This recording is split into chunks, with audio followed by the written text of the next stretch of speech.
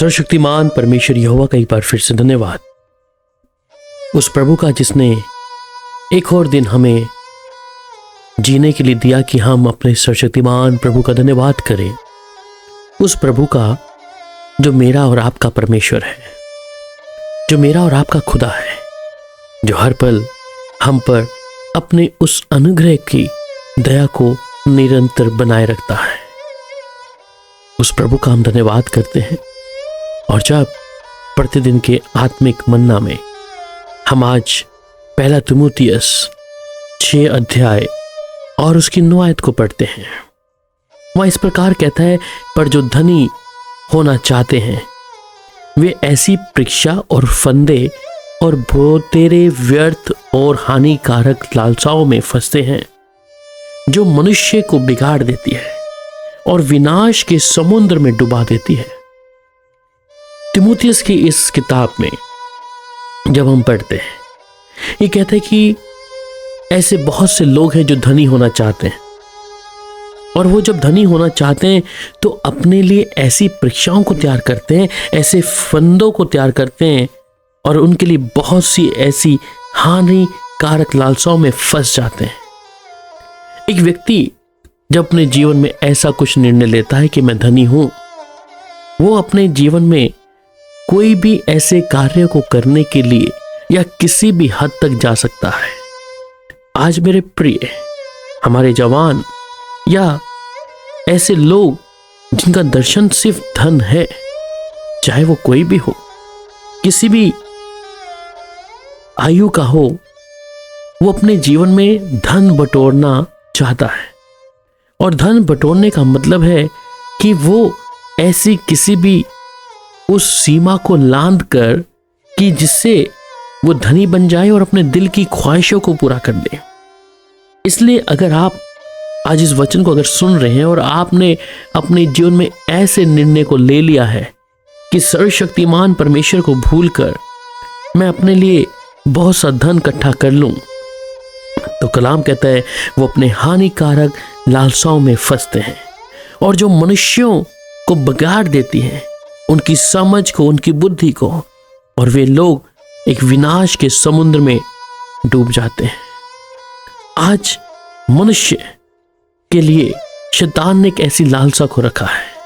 Bible में लिखा है कि जब प्रभु यीशु मसीह उन परीक्षाओं में है, उनमें से एक परीक्षा ऐसी कि फाड़ खाने वाला प्रभु यीशु को कहता है कि अगर तू अपने आप को गुम्मत से नीचे गिर दे या तू मेरे आगे एक बार दंडवत कर दे, तो मैं इस संसार का धन संपत्ति तुझे दे दूंगा, वो महिमा तुझे दे दूंगा।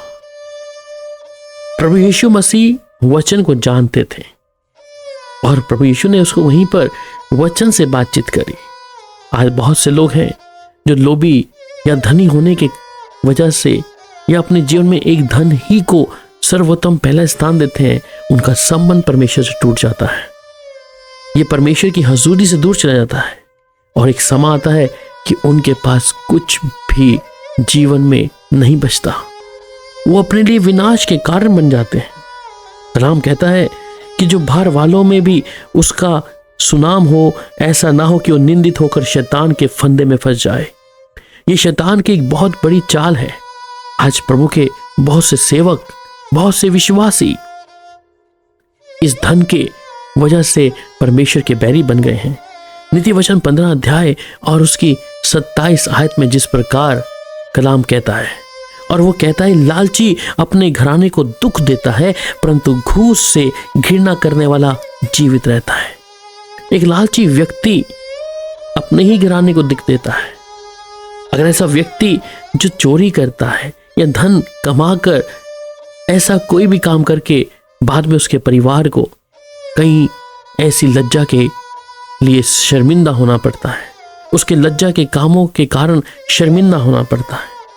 मेरे प्यारो, अगर आप उस प्रभु पे विश्वास करते हैं, धन और महिमा परमेश्वर की ओर से है, पर जब आप उसे गलत रीति से कमाने की कोशिश करते हैं, वो आपके लिए फंदा बन जाएगा। और ये दुष्ट की ओर से सबसे बड़ा फंदा है आज लोगों के लिए। मत्ती 13 अध्याय उसकी बात 22 आयत में कहता है, जो झाड़ियों में बोया गया ये वह है जो वचन को सुनता है, पर इस संसार की चिंता और धन का धोखा वचन को दबाता है और वह फल नहीं लाता। आज बहुत से लोग हैं प्रभु की मौजूदगी में नहीं है, धन कमा रहे हैं, पर एक दिन उनका समय आएगा जब परमेश्वर उन्हें जवाब नहीं देगा।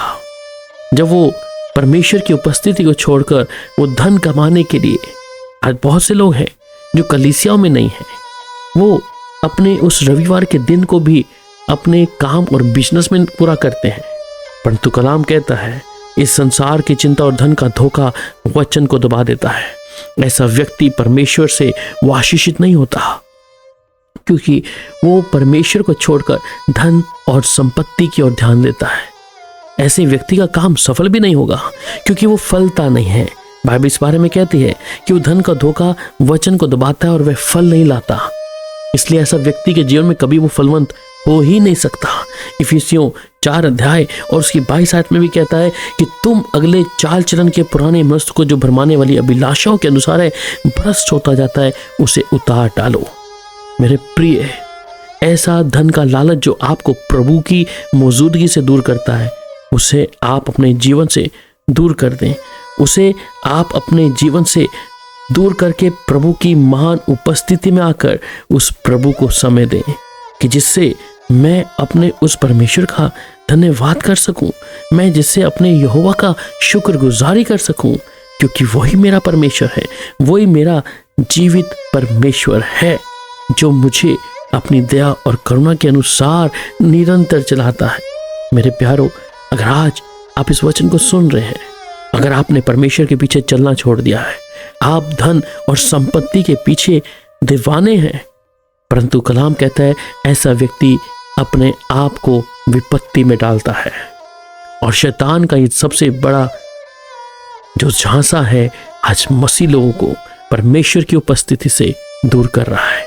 इसलिए अगर आज ऐसी कोई स्थिति आपके जीवन में है, प्रभु की ओर लौट के आए, प्रभु को समय दें, प्रभु के साथ संगति करें, वही आपके मनोरथों को पूरा करेगा।